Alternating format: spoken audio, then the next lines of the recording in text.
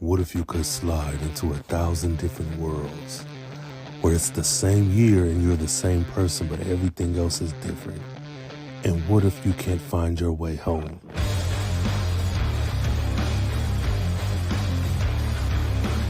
Well, Robert Jeffries and I found the gateway. Now the problem is finding a way back home. This is Stumbling Through the Multiverse, a Sliders recap with Rain Coleman and Robert Jeffries II.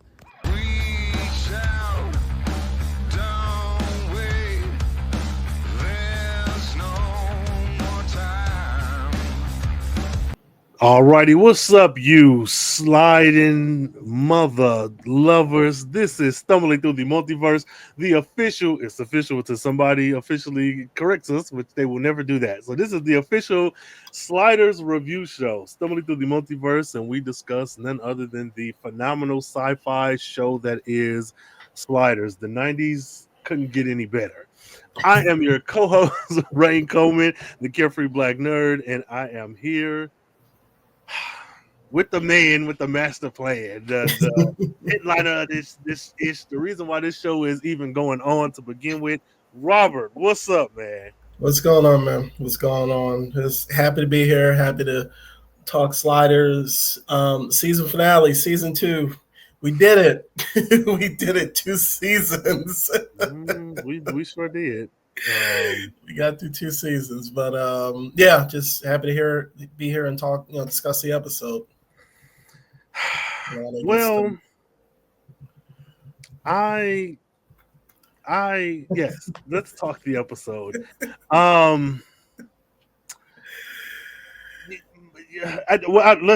Let's okay, because I'm all thrown off. I have thoughts. Let's do this first. Let's let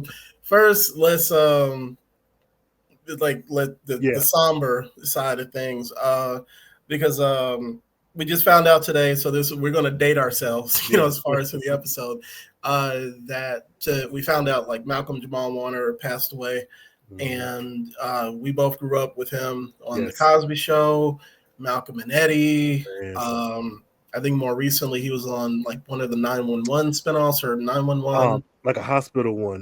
The Residents. There we go. The Residents. And then also on the sci-fi side of things, he was on the show called Jeremiah, from way back in the day with I think it was Luke Perry.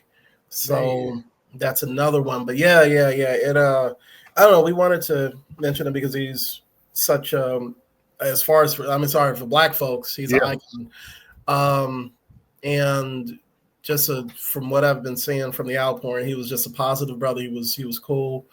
And it's sometimes rare to see that, as far as with, the celebrity side of things. So just wanted to, give our respects or pay our respects. And, he was I'd say icon of the 90s, but then he still continued, around 80s and 90s. So, but rest in power, rest in peace. But it was unfortunate to hear that.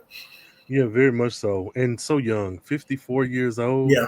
There may be some kids like, oh, that's old, but in the grand scheme of things, that's not old. That's like 2 generations. That's one generation, in a generation 50, whatever. Either way, very, very sad to hear of his passing. Again, the man is so young. The details surrounding it are like on every news outlet out there. So, if this is your first time hearing about it, I'm sorry that it's here, but also hope you're okay, because man, one of the greats. Yeah, such a good man. And I don't. No, keep going. No, I just that man, bro. When I think of just being a kid of the 90s and watching, you could get into the specifics about like, the Black Renaissance and you could do all that, but like specifically a Black kid seeing this Black boy who's just a round-the-way boy. Growing up, albeit a bit older than me, still like on TV is like forever. So even though he was older, it was like, well, is he really on TV? Was crazy, man. Being a boy with a lot of cousins and a lot of girl cousins, it was like I felt seen before I realized, what it meant to feel seen with media. So yeah, that's Yeah, man. Rest in peace, power, and everything else, man. And much love and prayers to his family and everyone else who's having an emotional reaction. But Yeah.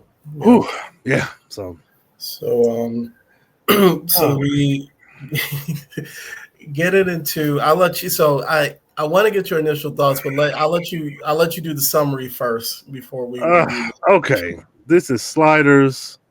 This is God, what am I my app keeps going to season 3. Season 2, episode 13, As Time Go By.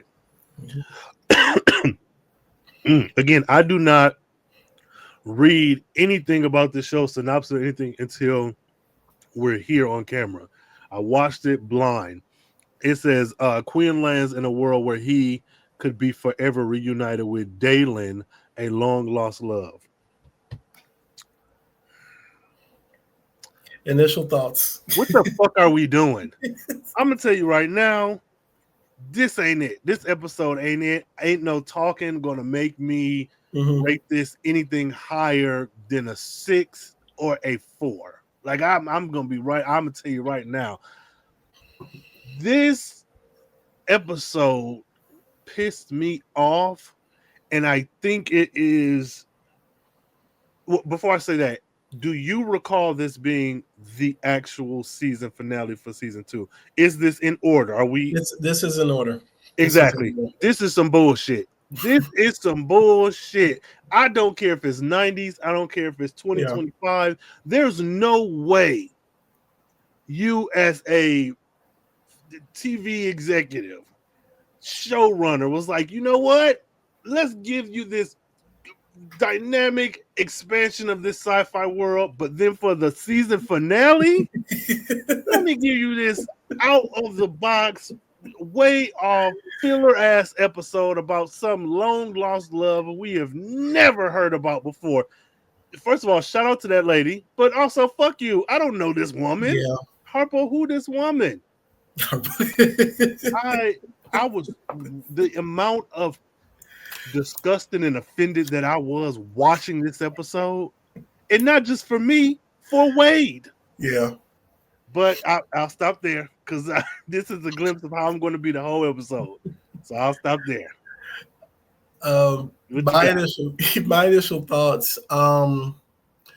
It definitely is a big problem that this is the season finale, and I think that kind of it detracts from it detracts from the episode, which I actually like the weirdness of it, as far as like with when we'll get into it. Jumping to, first of all, we visit 3 worlds in one episode, so that's something that's new, and I think that the like I said, the strangeness of that, or the otherworldliness of it, is once again detracted from this being like the season finale, because we have no setup, and we have yet another case of a very important person in one of the characters' lives just randomly being brought up, and we're supposed to be like, oh, okay, so I'm very middle of the road about it,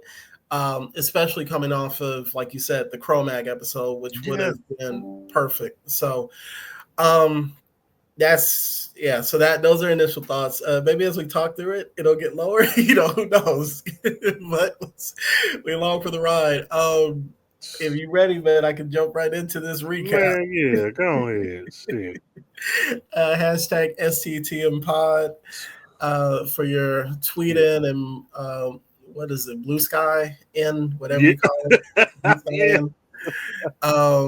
Okay, so we start off in I was going to say San Francisco, which is located in the Republic of Nueva España. So it's the thing I noticed is this is the first time we've received the title for a world, and made my job easy. So because I think I had typed something else up there. Yeah. And then when I saw it pop up, I was like, okay, I'm gonna delete that, and just type it in. So thank you for this, probably just only time. And it got me to thinking, like, since the Cro-Mag episode where they are establishing actual worlds, like, you know, world Earth 113.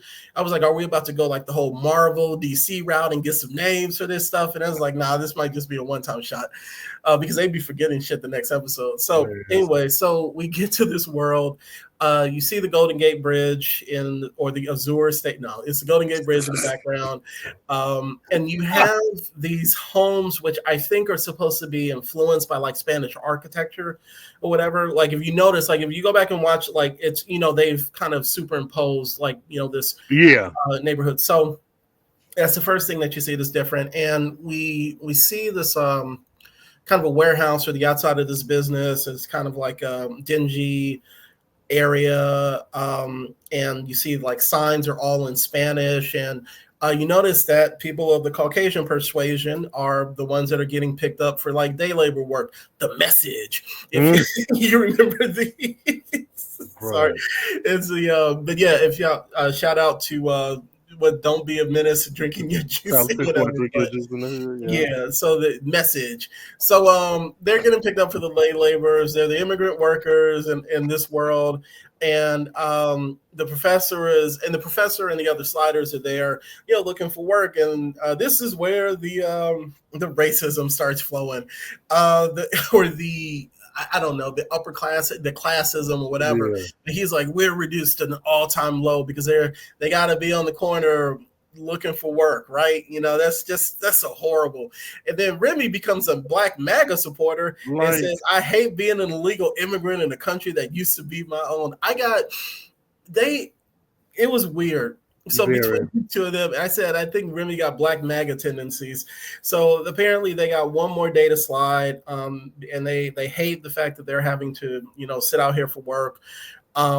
There's a guy who tries talking to them, and the professor is being an asshole, and it's like talking down to him, and then Immigration pulls up, and to basically, they're basically just doing the same thing that they do in our world or whatever, right. Reverse.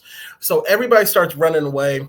The professor, Wade, and Remy are picked up by immigration. Quinn says, fuck this noise, and runs in a different direction. And some people get arrested, some people don't, but and the immigration officers are calling them furbacks instead of, I don't get it. It's the weirdest thing. Remy, like I said, they get arrested. Quinn is still running. He falls down, runs into something. He gets a gash on his head. He pushes down a bunch of debris in front of the Jeep, and I love how the debris prevents the Jeep from just driving over it. It's a Jeep. And so Quinn runs away, and he goes to this neighborhood, and that's where we have the credits roll. So that's the opening. Let's start off with this social commentary, which is apparently like timely, right? It is. I'll give the episode that, even though it's us who made this be the episode. Yeah. But whatever. I'll give them that. This was some fuck shit. So I think that I'm honestly not upset at the attempt, but I just feel like you can blame a lot of stuff on the 90s, but there was an attempt. But this was still so odd, because for me, I was like, okay, it still centers whiteness in a way that's so weird, because I'm like, California in the 90s, there were Black people, there were Latinos, which, I mean, I guess we get them as the dominant culture. Yeah. Where are the Asian people? It was like, where the Black people at? Like, it was just such a weird, and I know you could be like, oh, it's the 90s, we only have so much time, we got to do a shorthand, but like, no, maybe for a different episode, but in this episode, you are directly addressing race and class structure in America, our America. This, it's a fantasy fictional show, but art is political. Like, even if you don't intend it to be, it is. And so I honestly can applaud the attempt, because short story, when I lived in Atlanta and I was in college, I've done some work like this. I did construction work, So I am intimately familiar with this scene, but this felt so where you could have had a chance to actually maybe not even center the sliders in this first portion, to have it be this kind of pit stop to Quinn being the golden child again. And even Arturo, even if he's the evil Arturo, which it seems like that doesn't even fucking matter, to be honest. No. The way he's like, it's a weird thing, and I know I've brought this up before on this show, but the way that Riverdale wants you to believe that Archie, Veronica, Betty, and Jughead are the good guys when they are the villains of that show. That's what this is doing. Wade, simply because she did not speak a lot, is like the only redeemable person from this scene. Like, it's weird. But again, I do applaud the attempt, but they fell short. It was for me, it was handled sloppily, and it's funny you mentioned the living in Atlanta, because we used to live off of Buford Highway. So Buford Highway is one of the highly Hispanic areas here in at least in Metro Atlanta. And so, like you said, you're very familiar with, like, you drive past the parking lots, dudes out there just trying to get work. So it's like, I know this scene, right? But it's this thing of like, it feels like it. So you applaud the effort because this is an opportunity for them to do some like social commentary. They did the social commentary better than we had in that episode where they were talking about the edutainment thing. And it was like, so thank God. Yeah. So the other thing though is that it seems like when they go to a world where the white folks are not in the majority, the ruling majority in the weaker sex, it was women, and I think it was another place, and then we got this. Everybody is just so damn evil. Everybody is just so evil, and so I think that they were like, well, we're going to show it, teach people how it is to be in a day laborer's position. And it's just like, they were calling them like you said, the furbacks. And then they were like, and then if you notice, I don't know if this is ADR dialogue, but throughout the episode, whoever was leading the immigration officers was speaking in this like heavily accented like Spanish, and they were like gringo, and it was just like, this is offensive. This is like it was too over the top. Very. And the other thing that stands out in what I was mentioning was the professor. He said some like just obviously borderline, if not bigoted, racist shit in previous episodes, right? But to hear Remy sounding like it's like a black MAGA supporter. And the other thing that gets me is that you don't have anybody in this group of four who are just like understanding that because like if you're living in, let's say they're in San Francisco, so I don't know if it's the same as in San Francisco as like, but if you're in LA, you see that every day, right? Or you see it in different parts. There was nobody in that group that wasn't complaining about having to be forced to live the indignity of being a day laborer. And that was the thing that was really kind of like fucking with me. And we've spoken about this with Remy, is that they don't give this man opportunities to acknowledge the fact that he is a black man in America, because they have him saying weird shit like, I hate being an illegal immigrant in the country. And this goes back to, you remember the virus episode where he was like saying some stuff like, I can't believe this would happen in my country. And it was just like, that's not like, it was a weird opening. Like, I see what y'all were going for. But once again, we can't keep falling back on this whole thing of like, it was the 90s, it was, they didn't know. I was like, I think they did. Yeah, they were wrong. But that was that. So like, we gonna spend some time in this world. So get ready for more discussing. I want to add one more thing. Yeah, there is a conversation that can be had about black men of a certain age, the uncles at the barbecue with certain views. But the reason why I will not fall on that for this is because no black person wrote this. You're not. I don't even have to look at the writer's room. It would be different if it was a black person with that lived-in experience giving you a version of a black character that isn't a caricature. But in addition to that, none of these sliders are Latino, Hispanic, anything. And so this whole idea that, do you remember that show that came out? I don't know, and I think I referenced it before, where they, I think it was it Showtime? But it was like these two white writers who were like, we're going to make a world where black people are the dominant, and then they're also equally as evil. And it's like, no, if you look culturally at a lot of these people of color, go back in history, like this is not how we're wired and set up to then now we're in power. Oh, white people, you're slaves. That is so fucking weird. So for that to be the evil Hispanic that's locking us up and immigrating us back to Canada, which is like there's black and Latino people in Canada too, but whatever. But so I just well, I was talking to some friends about this or something else, and it reminded me of that John Travolta, Harry Belafonte movie called White Man's Burden, where that was the gist, and it was just like the theory that I had was just like you had some dudes that was like, okay, dude, brother, check this out, okay. We about to flip the script on racism. The black person, the black people, all the blacks, they are the racists and they're in power and they have the power.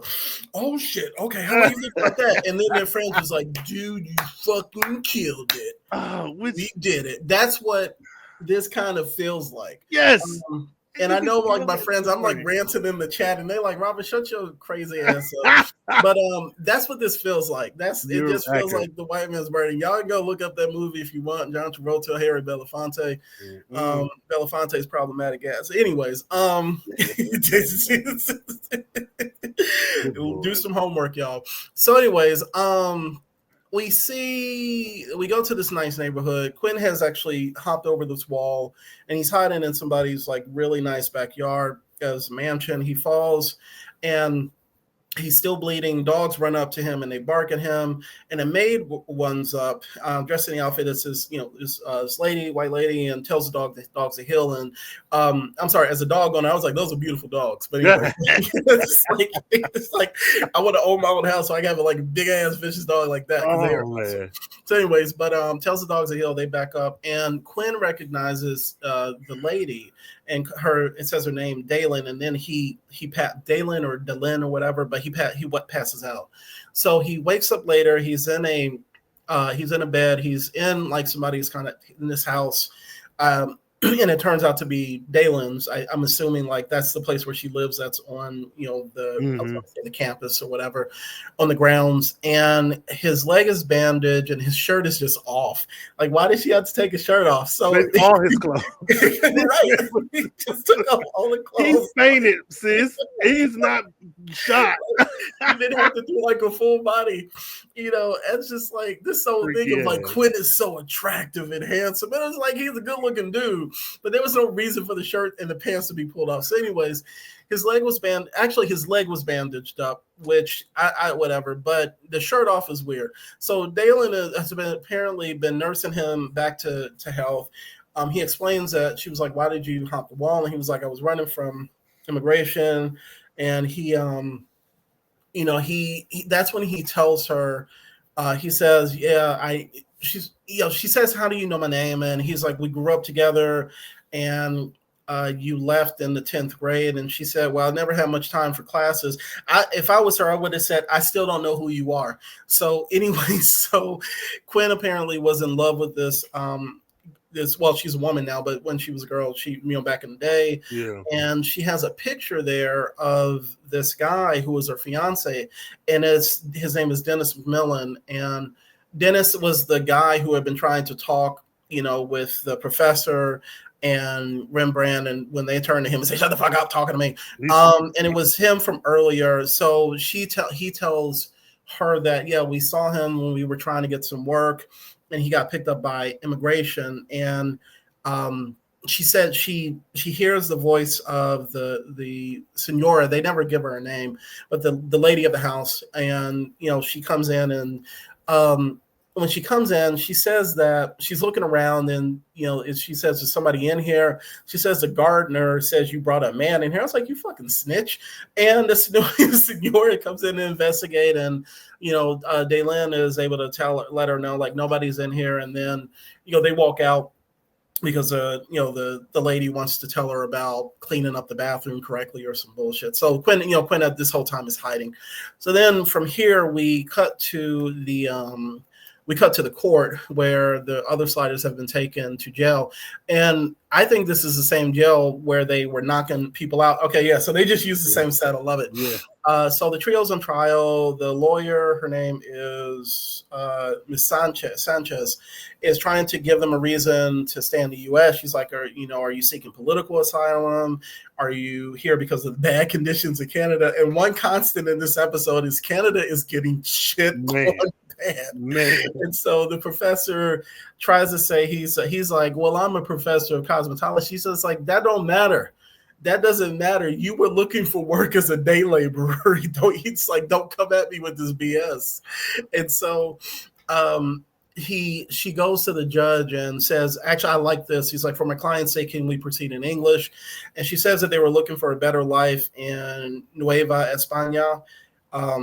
And the judge is like in our world, he's like, well, fuck it, and orders them deported back to Canada. So we go back to the mansion. Quinn is talking to Dalen, and she's just like, oh, well, sliding is crazy. So she's explained to him this idea of sliding to parallel Earths. And of course, she's still doubtful. And he explains the idea of parallel Earths. And she's like, wait, there's a world where Spain hadn't taken over the US. And she's like smiling and stuff. And Dalen says she wants to help him. And Quinn says, well, what about, hold on, I'm just hoping I'm not getting this mixed up. But she wants to help him. And I think he asked, like, what about him? Basically, the question of her husband. What was that? She brings up the husband. She brings up the husband, and that's when Quinn says, "What about him?" And Dalen was like, "Well, he's my that's not my husband, that's my fiance or whatever." And so he's like, "Well, if you help us help my friends, then we can help him." No. He said, "We'll see about." Okay, we'll see about. See, okay, there we go. We'll see about helping him. So, yeah, Quinn was on some fun. Anyway, so I knew it was something weird about this because the thing that stood out was him saying, "What about him?" And so she's like, "Well, I have a brother, Kit, who is a La Raza Blanca." I would stop it after I described this. And so she says she has him come to pick them up. Shout out to Charlie O'Connell. I think this is his second appearance in Sliders at this point.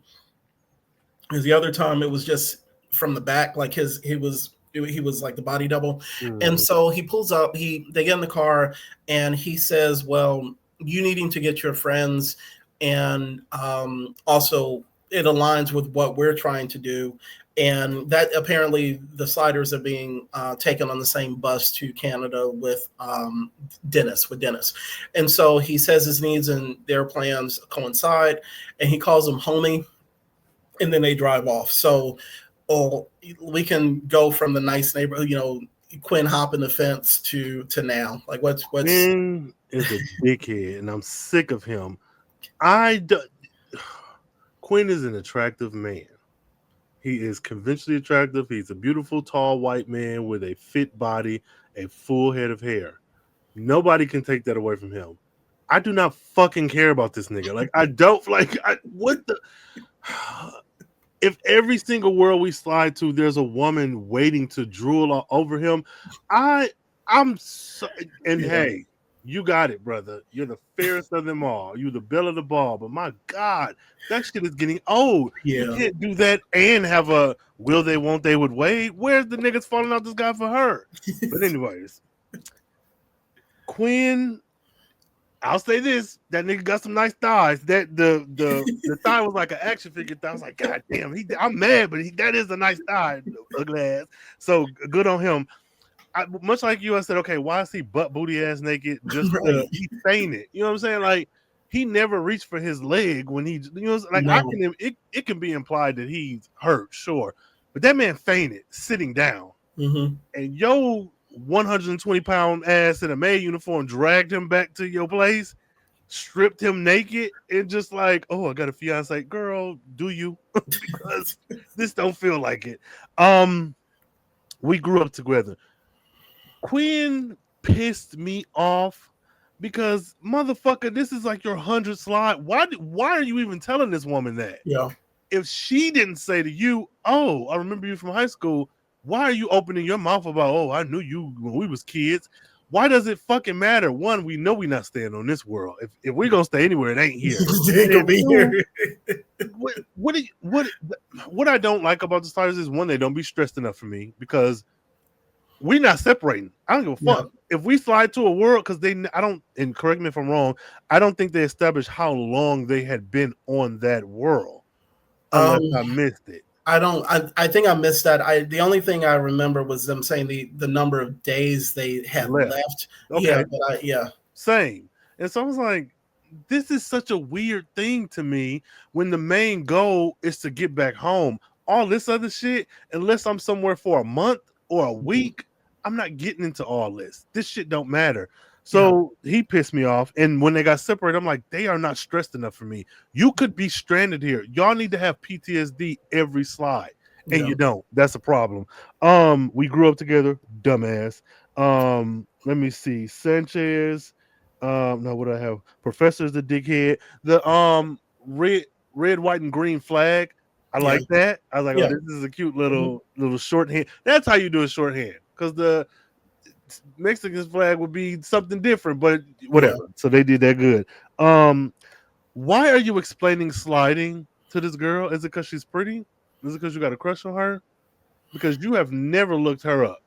But you've been fucking a lot of women. You have a whole baby out there, son or daughter. We don't know nothing about what's going on there.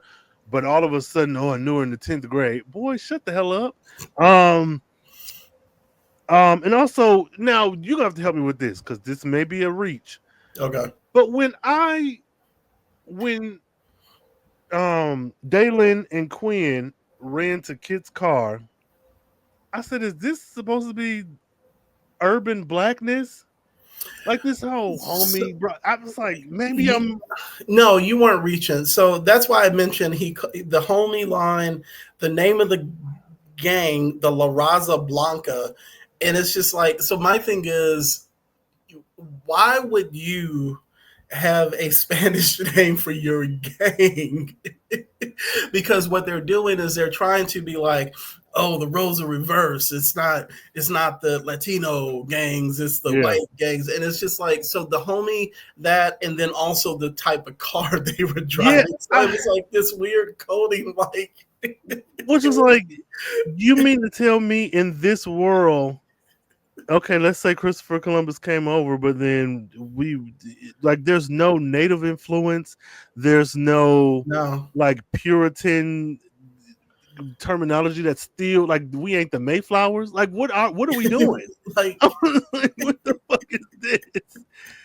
This shit was weird. It was, we keep saying this, and I know people who watch or listen to us, and like they always say this. Well, but it would be better if this would kill really now, like, because you'd have that representation who would be able to, for people who would write this with more of a nuanced look or view. Because this is sloppy. Very. This is sloppy. This is sloppy, homie. So we go to jail, and Remy is once again complaining. This time he's complaining about being woken up at 5 a.m. because they're leading the prisoners to the immigration van, or the to be taken to horrible Canada. And the professor is still, I just say he's a hating ass motherfucker. And they are hating on Quinn. I think the professor says something like he's probably lying in front of a fireplace. Yes. It's just like, God. And so I think either one of them, or Wade, says they slide in less than 2 hours. And they keep crapping on Canada. I think Remy says at one point, he says it's wet, it's cold, and the records didn't sell good up there. And I'm like, but San Francisco don't look that much more better, but that's more than likely because they are filming actually in Vancouver. Yeah. So whatever. So they get on the freeway, and as the bus is driving, I say MAGA extremists block the immigration bus and get these people, and they are packing, right? It's like January 6th up in this piece, and they were just like, we about to We about to take this country back, right? Or some bullshit. So anyway, so Ah, they pull all the people off the bus, including Dennis and the Sliders. So Dalen, she sees Dennis and runs up and hugs him, and Quinn reunites with the Sliders. And, the professor ain't hating now because, Quinn had the timer. And so this is just a weird sequence of events. So bear with me because nobody's reacting to the slide. Everybody's just standing there. So immigration, so MAGA thinks like, okay, we got the white votes back. So anyways, so the immigration at this point pulls up. It's a thing, y'all. And it turns out the dentist sold them out so he could get his green card. Ooh. And so the thing that I love is that the Sliders are like, this ain't no skin off our back. And they just shoot the portal. The portal opens up. The Sliders run through. Kit rushes an immigration cop with this small ass knife, and Quinn is like, so as Dalen is laying by Kit and holding him as he's bleeding out, and even an immigration officer comes over to help out. So he's coming over to help out. But Quinn turns and says, "Come with us." He said, "Fuck your brother, come with us." And she's like, he's about to die, and he's like, "Oh well," and then he just slides. So that's the sequence. But during that whole time, like nobody is reacting to the portal or whatever. So let me just go to the next scene because I know it's a lot. So they go to, I don't think we get a name for this world. It's I just call it San Francisco Lions World. Instead of the 49ers, there's the Sliders. I mean not Sliders. The team is known as the Lions football team. So they slide into a park. Nobody's reacting to the point that Kit got shot. They were traumatized by guns being pulled on them. Quinn is looking sad because she stayed behind with her dying brother. And he's like, we got 7 hours on the world. And then Professor and Remy are like, is something wrong with him? And then Remy's like, I'll go talk to them. I mean, we did see an attempted murder. And then we go to the Dominion Hotel. But because this shit was insane, like going from the jail to them arriving on this new world, what were your thoughts? This is fucking silly. My biggest gripe is, like you said, nobody fucking reacted. Your immigration doesn't make you immune to supernatural shit. I was like, what? And first of all, why did everybody get off the bus? Like, I get why they got off because they were like, oh, let's get free. But it's like, everybody just got off the bus. Like, it was so confused. And this is where, if you had other races, this would make more sense. Because I was like, all these people look like they're all on the same side. All of them. Like, nobody. So even with Dennis, like, betraying them, it didn't matter. It was so weird. I was like, nobody's reacting. Just murder all the immigration because literally nobody is reacting. They were standing around, and I think this scene would have been better if it had been more faster, quick jump cuts because nothing. Like, yeah, kid got shot, but like also he's like 7 feet tall, running neck first at this immigration man with this long ass gun. I was like, you're as long as this bus. What did you think you were gonna do? It was so fucking weird. Quinn is a dickhead. I feel like, how are you? Just come with us. When have we? Okay, this is what's pissing me off. Why did you invite this woman to slide with you? Y'all made such a big fuss about, too many bodies could throw off the such and such, blah, blah, whatever. Yeah. And now first of all, we've drove a van through the portal. So like that, which is weird because like, wasn't the portal open inside of it? Whatever, I don't care. Yeah. I was like, this one, like, even if I found my first crush I ever had and we were sliding, and I'm like, oh man, I was, I don't know, 7th grade in love with this motherfucker. Like, so what? They keep bringing this weird mindset. Like, they are villains. You're going from world to world and you're never adapting to that world. You're bringing your Earth Prime ideals to the point where you're trying to rip a woman from her dead brother's arms. It didn't even offer to say, hey, bring him with you. He just said, come with. Crazy. And like, first of all, she knew he was bad. He didn't give a fuck about her fiance. Quinn is a villain. He has been getting people killed, kidnapped, and virused. Everything is his fault. And I'm subject to think that the evil asshole Quinn from the pilot is actually the good Quinn. It's actually Because the good one. this motherfucker is. Yeah, I don't think I had ever noticed that he only offered for her to come. And the thing is for people who haven't seen the episode, Kid is not dead yet, right? No, he is dying, and right. And like I said, if the immigration officer, once again, this guy comes up and looks more concerned than Quinn. Quinn is just like, well, okay, you win some, you lose some, and he just jumps through. And so. Okay, so we go to the new world where they're at, and so we're at the Dominion Hotel. Once again, nobody's reacting to the shit that just happened because this is an episodic show where we don't carry stuff over at all. Like, unless it's like a brief comment, and then all the fans are like, "Oh shit!" They reference the other one. So, anyways, at the Dominion Hotel, Remy and Quinn at the bar. Remy. He's telling Rembrandt about Dylan, and his crush on her and how he was in love with her or whatever. And then Rembrandt is just like, oh, here was backstory for Rembrandt. He was like, well, when I was in a group called Little Rembrandt and the Shondells, he said there was a backup dancer, a backup singer named Violet, and he apparently he's basically like I was the same way. But she was 29 and it was 17.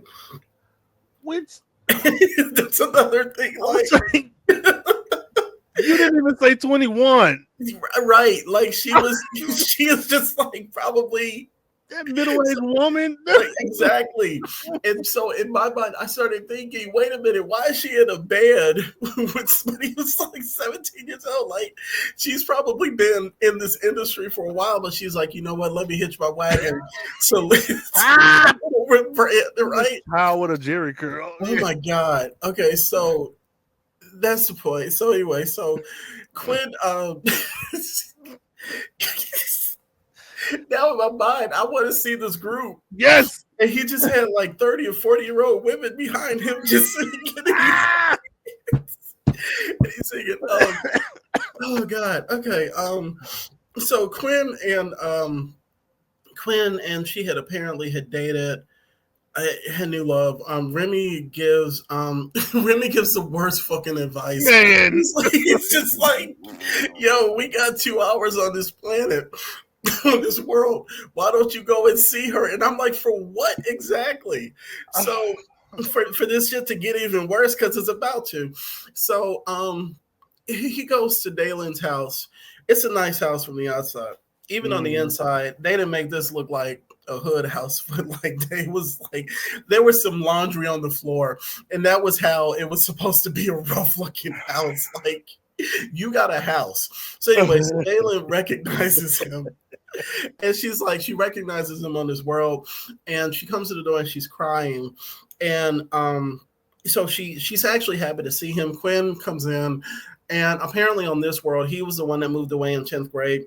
This is kind of the stuff that I like because, like I said, it's this whole thing of like, we once we get past the whole thing of like it's the exact same situation except the roles in reverse, like we kind of accept that. So they're getting like kind of goofy with it, which is this is cool. So anyways, but the roles were reversed.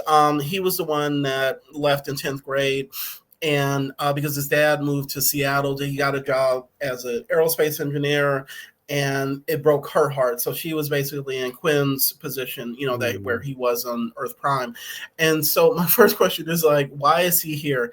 And so this fantasy about coming back to her to go on he has this like, he's like this fantasy of coming back to her to go on an amazing adventure. I think he said he had that or she has it or whatever. At this point, I'm like, what is going on? So then they hear a car pull up and Dennis, drives up and he comes inside and he's just like, he has his leather jacket, torn jeans, whatever. He's carrying I think a guitar case, and he on this world he's a deadbeat musician. And so Quinn, one of the things that Quinn did mention, because I think he does mention that he says something like, oh, I know Dennis, and Dalen tells Dennis, he's like, oh, Quinn says that he knows you, and he's like, I don't know you. And that's how how Dennis sounds on this world. Yes. And he's just a horrible person. And then Quinn says, he said, "Go, I made a mistake of knowing you." And then Dennis lifts up a beer, and my note was like, "Where did the fuck the beer come from? Like, was it just attached to his hand?" Right. And so then they hear, I think you hear a baby start crying, and that's when it's revealed that they have a daughter. And so Dennis is like, shut the baby up. I could be the next Eric Clapton and all this shit. And he's just being an ass unnecessarily. And Dalen's like, he dropped out of graduate school to become a musician. I'm like, well, he is a fucking horrible person. Like, he just whatever. So I'm sorry, kids, follow your dreams. I'm sorry. In this case, he probably should have had a backup plan. Barely, and he worked it out. But kids follow your dreams. So he comes back downstairs and just yelling. He's like, the baby's crying. Is that what they do? And so he grabs her by the head. Which, yeah, and like, because everything's over the top, and he I don't know if he hits her, but like berates her or whatever. And then he says, Quinn says, "Yo, you gotta chill. I'm not looking for," and then he says, "X-Men Blue Team," and knocks the fuck out of this dude. Like, because the way it happens is like, he says, "I don't want to get involved." He turns around, and then he turns back around and just cold clocks this guy. Right. I thought the guy flew out of his shoes, but then I realized there were a pair of shoes down there already. And like, Dennis is like on the ground. And then as Quinn is talking to Dalen, like, you don't have to take this or whatever, Dennis doesn't try to fight back. He's like, I got knocked out, so let me just walk up the stairs away from this, because I've never seen that punch before in my life. Like, yeah, Quinn knocked the fuck out of this dude. So Quinn goes, he's like, I might be able to do something for you. So Quinn is in the phone booth, and he's talking to his double. I'll just go ahead and reveal it now. And apparently the double was Quinn's double in Seattle was still in love with Dalen, and his long lost love. And so when did Dalen get the dreads? Them white woman 90s locks from Party of Five. I was like, did I miss that before when they were in the house? Yeah, because they've been there. They've been there. Okay, so they've been there. I just missed it. I was like focused more on Dennis's like knocked out ass, but whatever. So so she's Dalen is so the plan is that Dalen's going to travel to Seattle to be with this world's Quinn. And Quinn actually, our Quinn gives her money, so for gas money, and she says, can you ask him to explain? She asked him to explain the idea of sliding, and he accepts it, or she accepts it. She kisses him, whatever. And so when he meets up with the sliders, he's telling Remy that apparently this world's Quinn is a grad student at the University of Seattle, and his double said he had never gotten over Dalen, and so he says he will help Dalen and her daughter. And then they slide. So that's the second world. So going back to the Dominion Hotel, where Remy is giving the worst advice on the face of this earth, to the slide. Like, what are your thoughts? Remy is not a real person. Like, he's not. Like, he's definitely like their conjoined, I don't know, thoughts and anger from that first slide just manifested. Because what the hell do you mean when I was in this group back in the day? You never mentioned this group before. You won't talk about your family. And you talk about, I was in this group, and this woman who did my parent-teacher conference, she was so fine. I loved her. Like, calm down, Bobby Brown. What are we doing? This motherfucker is weird. But yeah, he's like, oh yeah, there's a phone booth. Go call her. We have 2 hours. You motherfuckers have just said we have 2 hours in this world. Yep. He never did this shit before. Why are we doing this? Why are you disrupting this woman's life? Also, you're just popping up. She could be in any sort of, well, we see what situation she's in. The thing that grossed me out the most is him touching her face. Sir, what the fuck are you doing? I don't care if it's a motherfucker I had a crush on and was in love with in the 7th grade. If they pop up at my house today and reach for my face, now I have to stab you, because what the fuck are you doing? Like, what world is this? And I know we are in a, like, I want to say post-COVID, but we're in a COVID adjacent world. Yeah. And they're not, but like, still, there were germs back then. I mean, that could be a stalking charge. Honestly, because you don't know that you're not from here. So you're just showing up. Oh, what's up, baby? First of all, I'm crying. Let's start there. Oh, you're crying. Yeah, genius. I'm crying. I liked her. I like Dayla in this second world. Mm-hmm. But Quinn, I'm gonna tell you right now, Quinn is a sociopath. Let me tell you why. Because I'm going to suspend belief and just accept everything the show has given me so far. Yeah.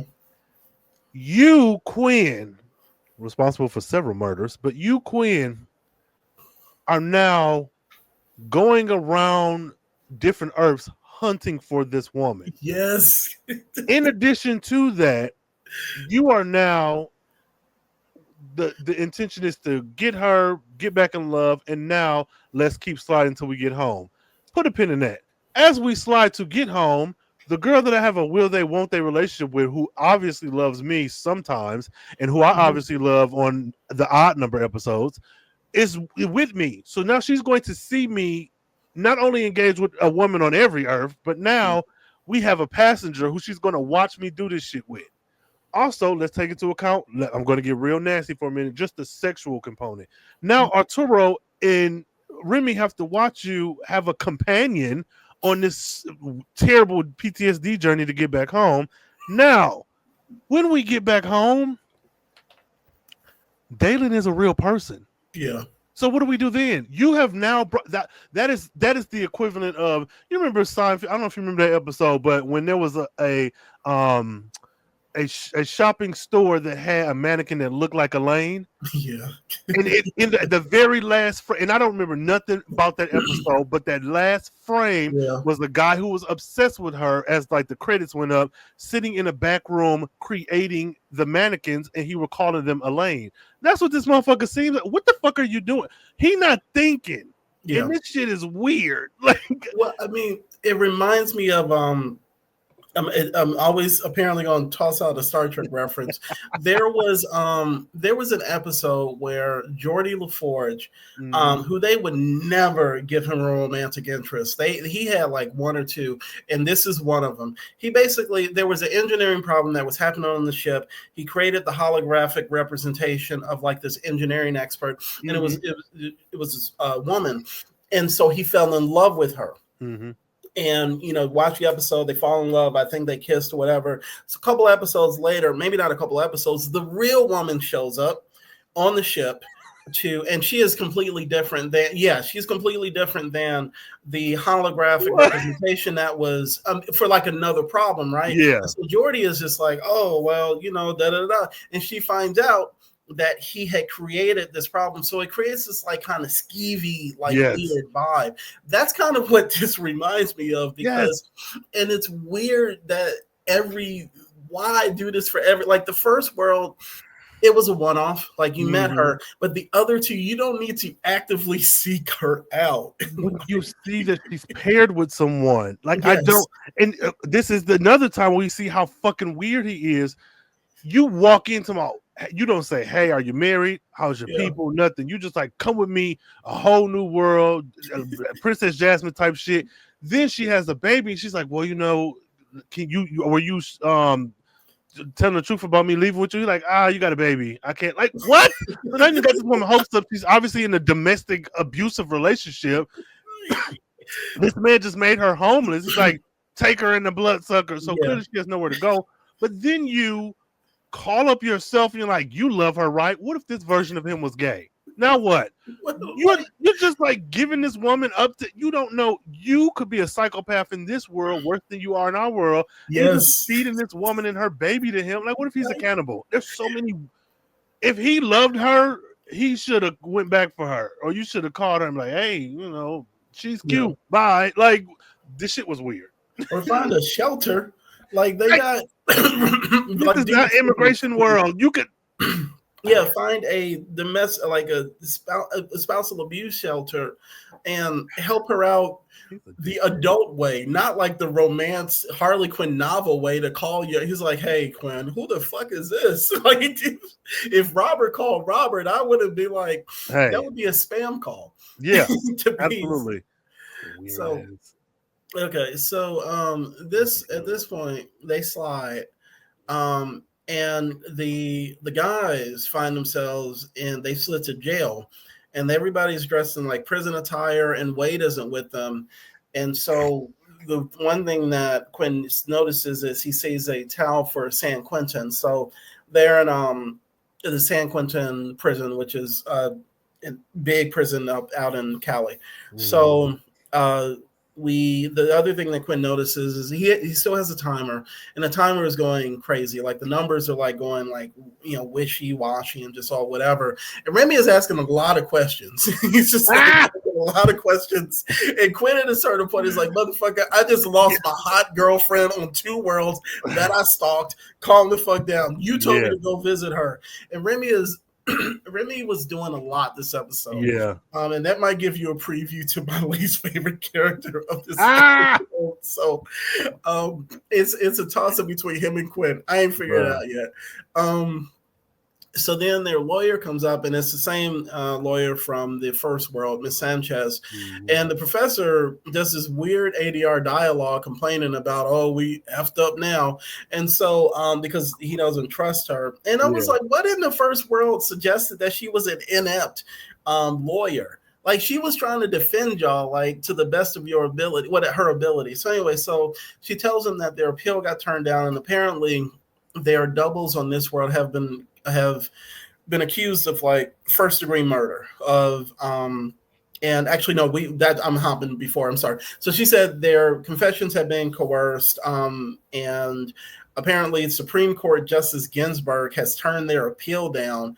And I'm like, doesn't that usually take years to happen? So anyway, so I'm like, why not say the state Supreme Court? It was weird. So, and so the professor asked for documents about the crime, and then the professor's he finds out from the files that their doubles have been incarcerated for, have pled guilty to the murder of a undercover cop who was Dalen Richards, and she was investigating corruptness in the police department, and apparently she was killed by they've been accused, all 4 of them. So that must have been a hell of a murder, like all 4 just like God. So anyway, so they at that point they were taken to court.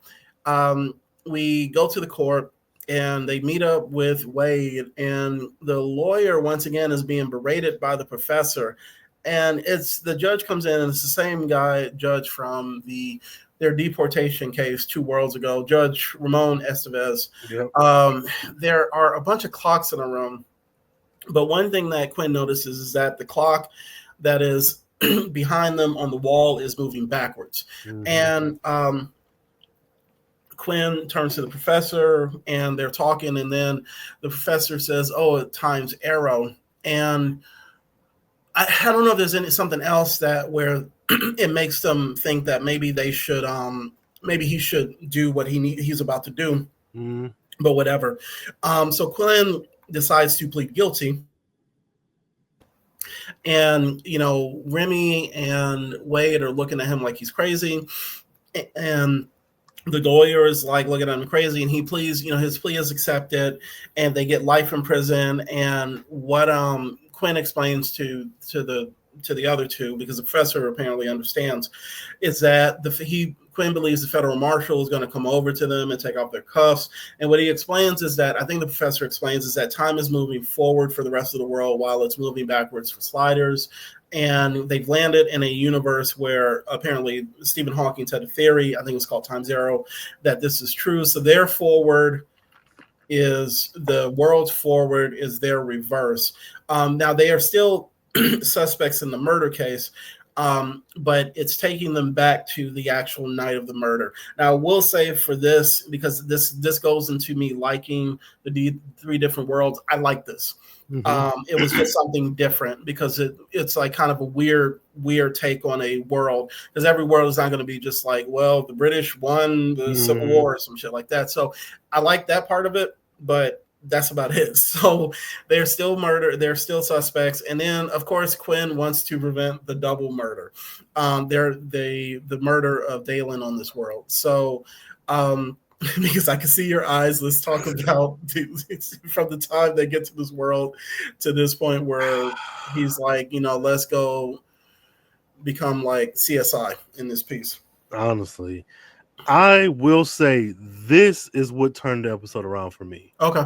This specific world. At first, I was Mhm. what the fuck is going on? Why are they in? But I think I was so frustrated from the past world that when it happened, I was just as clueless as they was. Cause like Yeah. this doesn't happen. I was thinking, what is it? The Cro-Mag prison again. I was like, oh, Yeah. is this it? But so that I thought they had something to do with this. I'm not mad at this. I do like. So I did like it, and I still do. But I think for me, I was like, well, what happens at the end? Because I was like, okay, I Mhm. know we're working backwards. I said, but do people just become babies? I mean, you don't really have to think that deep into it. But I was like, what if, like, if I'm a woman and I'm murdered and I'm 50, Mhm. I had a baby at 20, do I just like murder, then I'm come back alive? And then it was such a weird, but it was fun. So I did actually like that. I like them being in jail. I guess I'm waiting for them to be in jail with Wade as well. Like I know she's a woman, but like on all these earths, they're not separating you by gender. That can't always be the case. So I was okay with it. We still get Quinn being big brain. He figures all the shit out. Like, oh, that's good for you, Quinn, Mhm. but you can't figure out how to wait until you're in a world for more than 2 hours to go reach out to this girl. Whatever. But so honestly, this stretch of the episode was best for me. I Yeah. absolutely loved it. I liked that they were confused.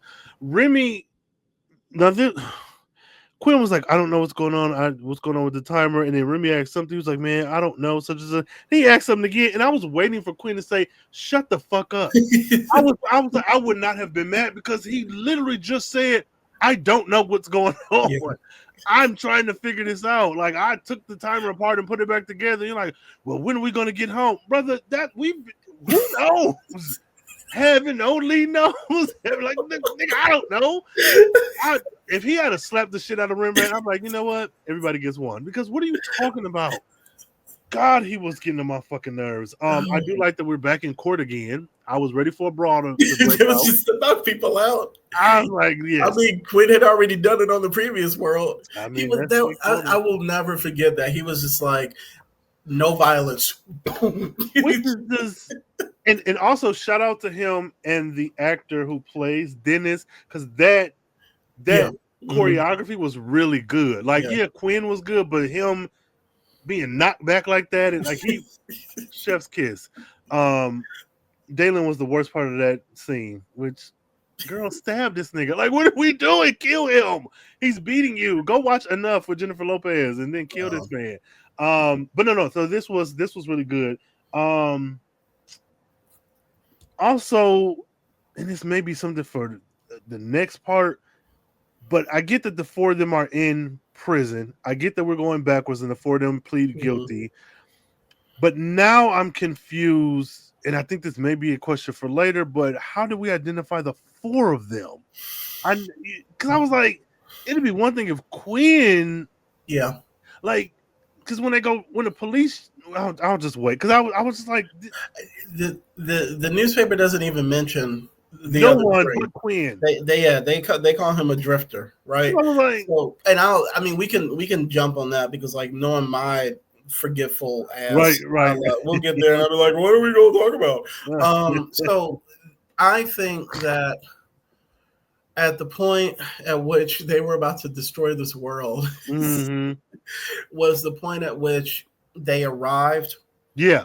Okay, so that they arrived and everything that happened, because what I think is that they got there and Dalen's body was there.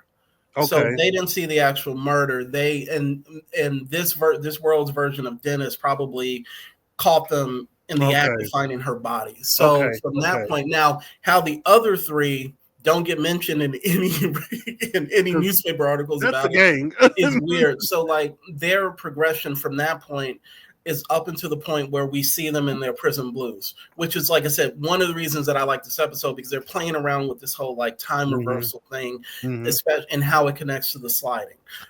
So that's how I saw it. I think they just kind of stumbled upon the murder after the fact. And I'm good with that. The only other concern I have, which really doesn't matter because whatever, is that what happened to the version of them from this world? Like, where are those people at?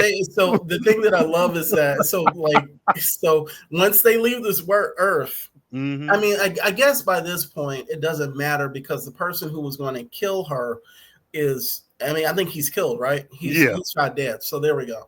But it would have been messed up if our sliders had been executed, and then you see the other four walking around. He's like, wait, I thought we had executed y'all. So they would have been messed up. So next scene we have is Quinn and the sliders. They're on the streets.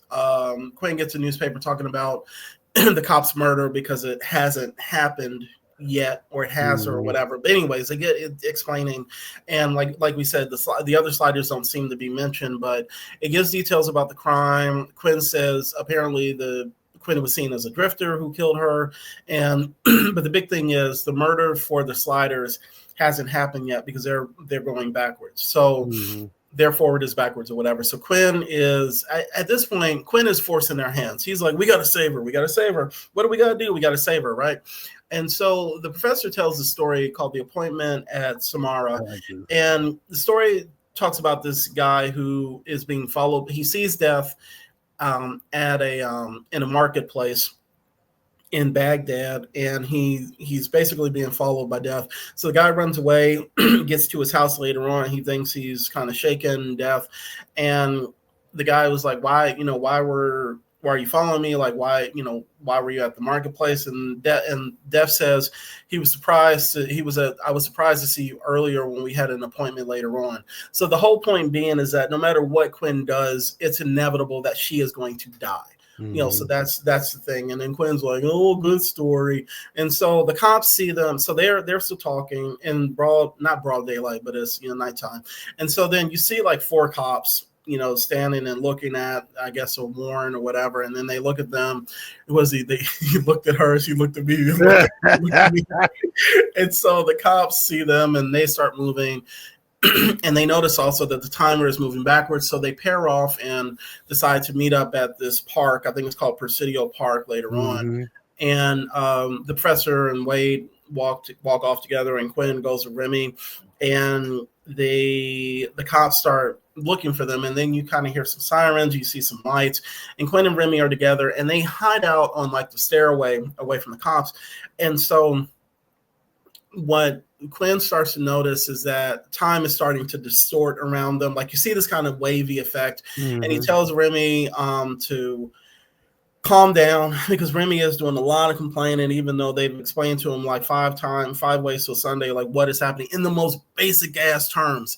I'm sorry, it wasn't like whatever. So at a certain point, they don't hear the commotion that they heard when the cops were looking for them. And I say Remy needs to start listening and stop acting confused. And so once the time goes back further, the area is completely clear. There were no people around. There are no cops. And so Remy says, I'm so confused as they run away. But basically time keeps going back. So, they were able to kind of get away a second time. So and one thing I forgot to mention is that the article mentions that the murder took place at a dam that was near the Presidio Park. So they get there because Quinn is just like, I'm about to go Patrick Swayze and Ghost and save this woman. They get there, they see Dennis McMillan there with the gun. So because Quinn was just like X-Men Blue Team and punches. Actually, have you seen Superman? Yeah. Yes. A1. Yes. God. D42, bro. So he was about to go A1. Yes. From Dennis McMillan. Shout out to Lex Luthor. So Dennis is like, he's like, what the fuck are you here for? And he has a rifle, and it's not even the same. Another thing that was mentioned, the type of gun that was used, it's not even the same type of gun that was used to kill Dalen. And you realize that he is Dennis is there covering Dalen, who is meeting with another person. And the real killer shows up to meet Dalen.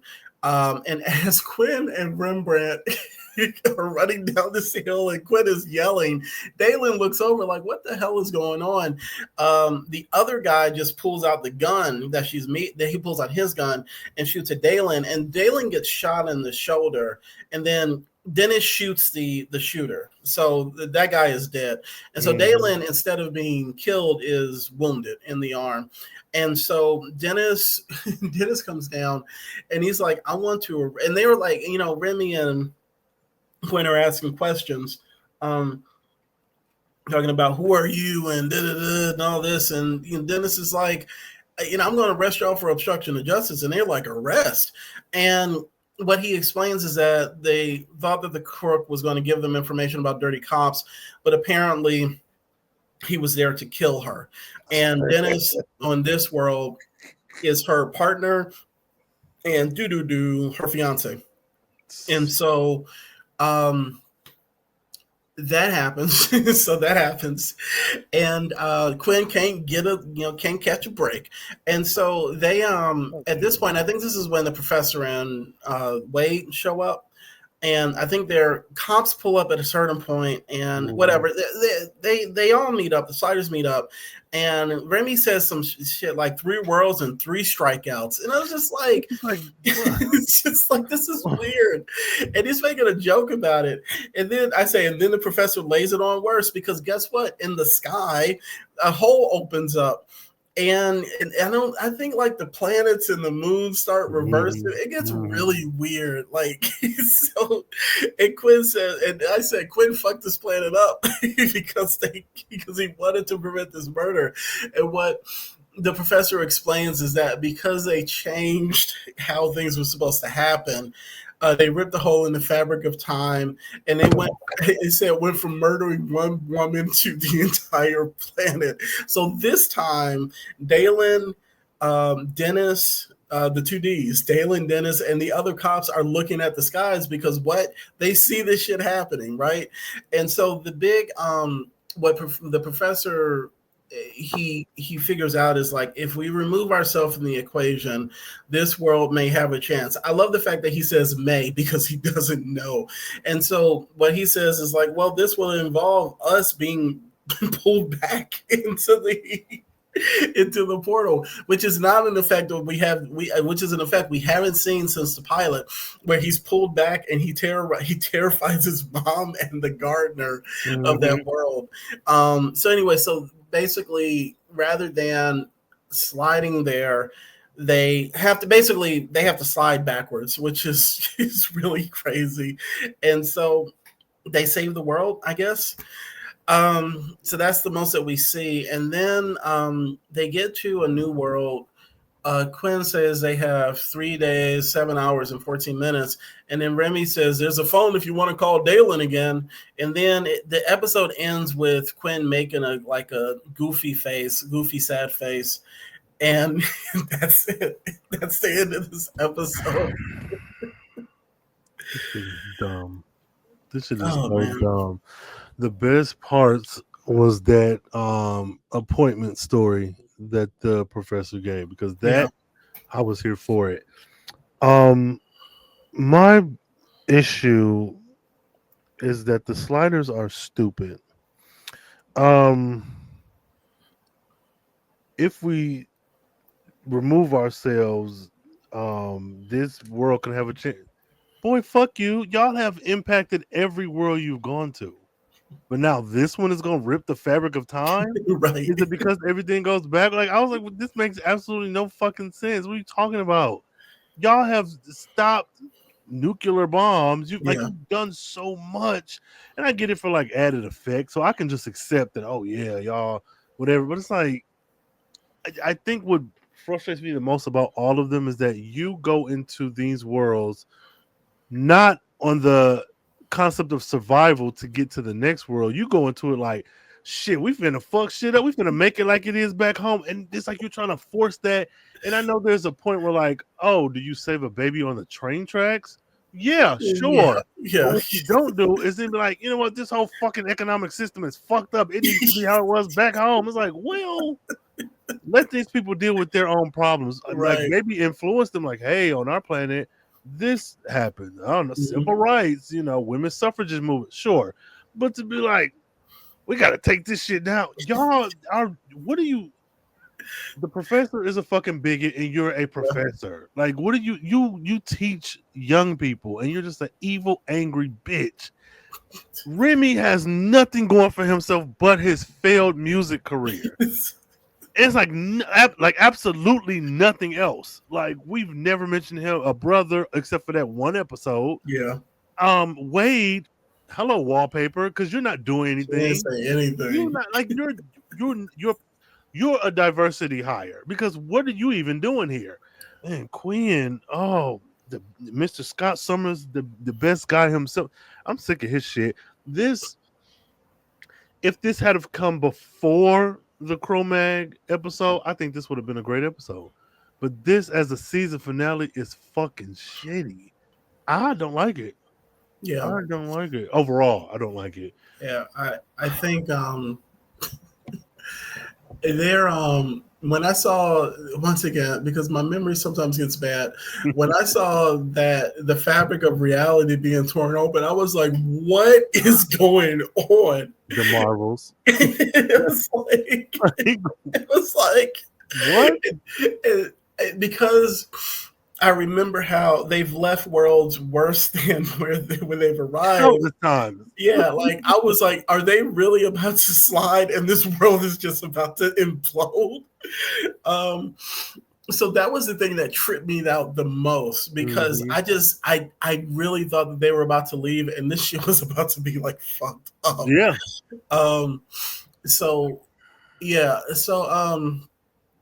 Okay, so let's wrap it up. Let's do the superlatives. The superlatives. Okay.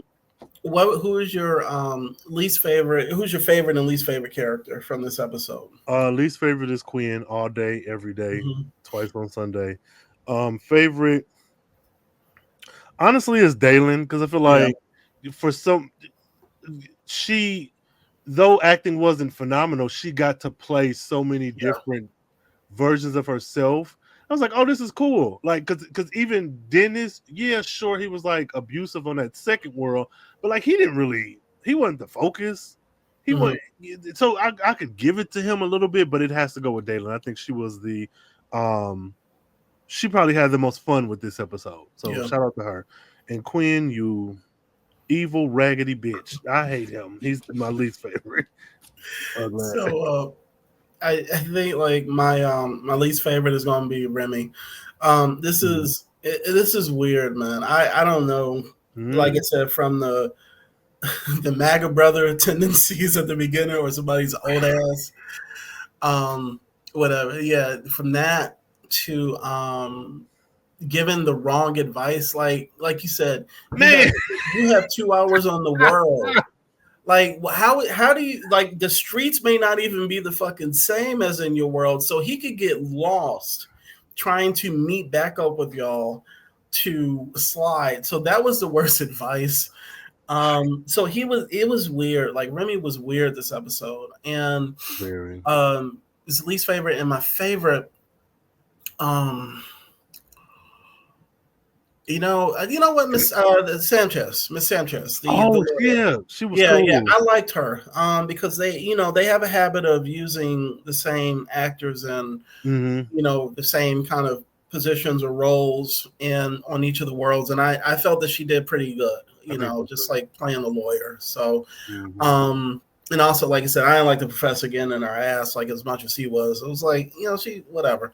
So she was my favorite. What was your favorite and least favorite scenes? My favorite scenes, honestly, was the professor telling that story. Because everything from them showing up and then going in reverse until he made them go save her, I could say that. But I think, to be very concise, it was the appointment at, what was it? Samara or Samara. That, because I love in fiction when you can tell a real world story, fable, Yeah. or something that like I love that. So that really scratched a itch of mine. So the professor appointment story, and then the least favorite. There's so many to choose from. I think everything except for that. No, least favorite. Um, I think I might go with the opening scene. Okay. Even though the whole episode was just terrible, I think that in particular, like, really kicked off. Oh, this is gonna be fucked up. Like the whole Wade not speaking, Yeah. Maga Remy, fucking elitist Arturo. Like, why do you keep saying, "Oh, I'm a professor"? By the time y'all get back home, the shit you was professoring over might not even be the fucking same. Yeah. And Quinn just fucking useless. Like, oh, let me be pretty, which is like, okay, that's subjective. You're not that pretty, but yeah, I don't. I think the opening, that whole everything before that first jump was like, Hmm. fuck are we doing? So Yeah. the opening. So I think my favorite scene probably would be the explanation of time zero. You know, Mm, so the first time they encountered that, because I thought that was this, different enough that this felt like a another world, yeah. like another, like a not the same, like carbon copy, Hmm. alternate history world, which is not a problem. But if that's the majority of your episodes, then that becomes boring. So this is something strange and fun. Um, and it it reminds me of, like, with What If. Mm, Sometimes some of those episodes I can't get into because it just seems like y'all are just like, what if this person was this hero, and what if this hmm. person was this villain, and it's just like, it's not weird enough, it's Yeah. not different enough. But then you bring in zombies, and I'm like, yeah. But I'm kind of biased. But my least favorite was the sequence with the raid, the second immigration raid, when Dennis apparently turned, and mainly because nobody was reacting to You that know what? portal. Yes. And then you had Kit bleeding out, and Quinn was like, fuck him, let's go on these adventures. So Yeah. yeah, that wasn't my favorite. So um Dumb. so out of uh let's just say out of 10, um Dennis from the second row guitars. Yeah. Yeah, so out of 10 Dennis guitars, how would you rate this episode? Um, the things I loved are not strong enough to sway me because this was the season finale. I'm gonna give it a 4. I'm gonna give it a 4. Okay. I got to. Four Dennis guitars from the second world. Jesus Christ. Yeah. What you think? What am I looking at? And I think that's the first four that we've got. Yeah.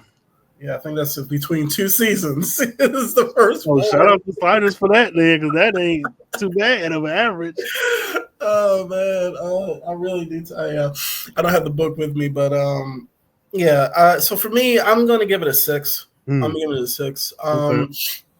You know, it just, yeah, it's just a 6. Yeah.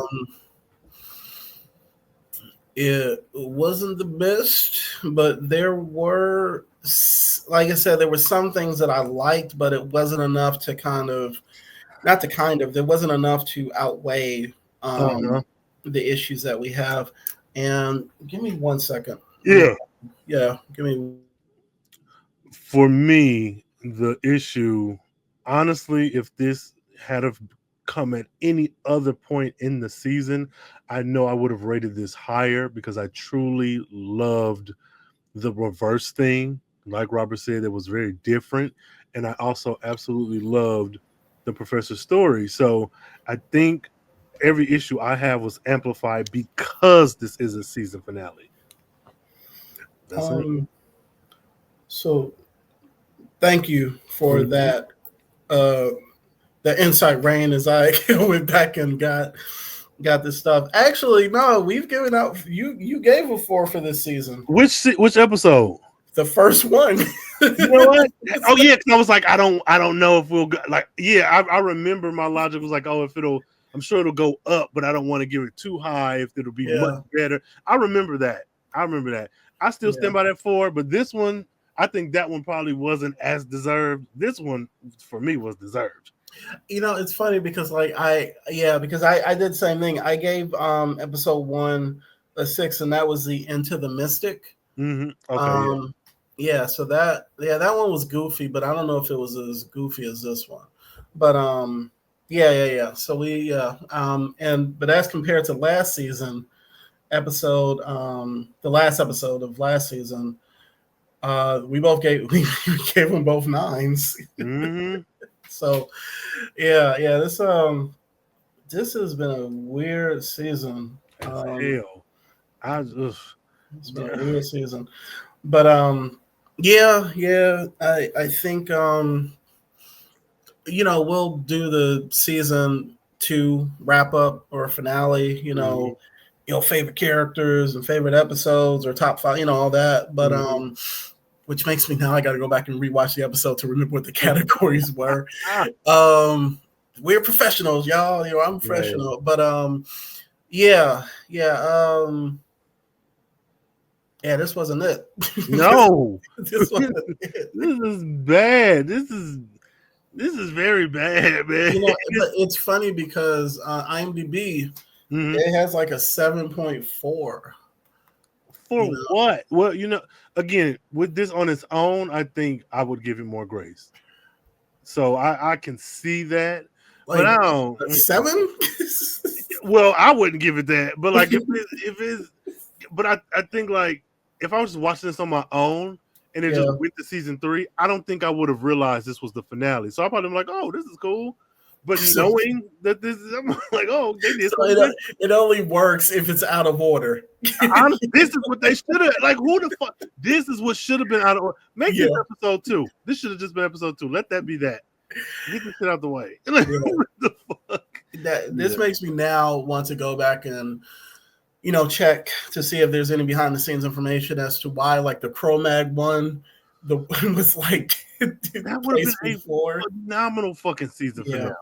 That would have, because you would have been the whole summertime because they didn't come back into next season. Like, oh shit, the Cro-Mag's gonna be it, and then but now like what if this shit he saw his girlfriend. Like it didn't never see that's like you could have easily mentioned her even if it was just 2 episodes prior. They something. The show that I will tell you will do stuff like that. Is episodic, but it's also very much serialized. I always say it's Deep Space Nine. That's the one where you are going to get people dropping crumbs that are picked up in later episodes, and it does. That was one of those shows that kind of changed the game, telling more serialized stories. It's crazy. But like even with something like this, but like we know that they have a habit of referencing previous episodes and previous worlds. Why not do that for like this love interest that apparently? So but like I said, the stakes were that much more lower for this. This reminds me of those corporate crime episodes that they were. So anyways, but that's episode 13, y'all. Bad luck episode. Jesus Christ. So I don't know. All in all, happy it exists, but not where it fell in the lineup. But this, if nothing else, makes me hopeful for season 3 because you can only go up from here. Additionally, my app keeps forcing me to go to season 3, and I keep trying to go back. So I haven't read anything, but I can see that Quinn got a new haircut. So like, hey, that's something. Got that new do. It's not the shaggy curls. There's a change. It's we get a change in season 3, and will Rembrandt hair be different? That's what I want to know. Cause shit. No, of course not. You Negroes just get it done, however it's done. And we're gonna have to talk about these episodes. It's like 25. Yeah, I saw that. I was like, oh, It's like, what a well, commitment. we're gonna have a mid-season finale. Yo, shit, no, ah! Yeah, They Sliders got that budget. They was like, we're going from 10 to 13 to 25. yeah, them motherfuckers weren't playing. Jesus No. Christ. Ooh. So yeah, I don't know, man. You got some final thoughts or where they can find you, or I don't know, anything. Y'all can find me at robertkjeffrey.com, robertkjeffrey.com. On Instagram is the best place, social media wise. Is robertk.jeffrey, robertk.jeffrey, and Bluesky. I think I'm RKJ Writer. So just look up RKJ Writer, and yeah, that's it for me. Like I said, love taking this ride. You know? Hey, yeah, Yeah. same. I don't know, man. Find me where you see me at and speak when you do. Because I don't know. Shit out on Carefree Black Nerd, Carefree Blur. Search that. It'll be in the show notes. And watch us and tell us what your thoughts are and listen to us on the podcast. And I don't know. Go see Superman. I don't know. Yeah. Go see Superman. Superman was good. Better than I'd expected. And yes. It gives me hope about the DC stuff, and this is coming from somebody who liked the Snyder stuff. I'm not no insane fan like some. It's like they go in, the Snyder supporters, but it was fun, man. Yeah, I agree. I agree. I had a good fucking time. So y'all. Well, thank you so much for joining us and listening and viewing us. And until next time, stay carefree, stay nerdy, stay geeky, and make sure when you slide, don't become a fucking creep who then stalks the person who you had a crush on but never mentioned to any of your sliding friends until this very moment.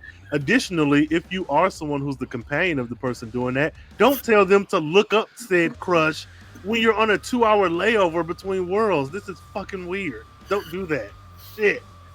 Bye, y'all. Shit. What the fuck? Really?